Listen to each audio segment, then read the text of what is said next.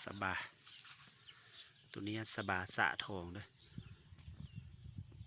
ไก่ดูงาม2728นะไก่ตัวนี้นะไก่2728คู่เกิดทั้ง3ตัวแล้วเข้ามาเอาไปหมดเลยเด้อไข่ตัว800,000เลยแต่ว่าก่อนเขาสิมาเอาท่านต้องซ้อมให้เขาเห็นมวยก่อนเขามักอะไรจึงเอาให้เขาเลย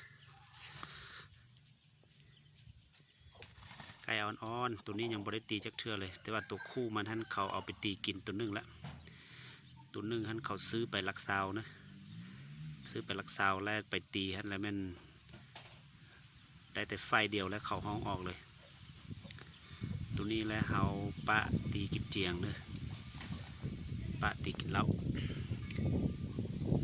ลูกงามลูกใหญ่ไก่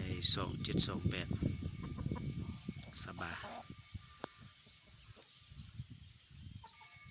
คู่เกิดมันตีกินตัวนึงเลยเด้อส่วน2ตัวหันตัวนึงไปเมืองเฟืองตัวนึงหันอยู่เสียงขวางนี้โอเคเลี้ยงท่าตีกินเจียงเลยตีกินเหล้าเลยตี30พวกเรือมีแล้วเอามาเลยจำตีได้ตัวนี้นะลำขาดตีลำใหญ่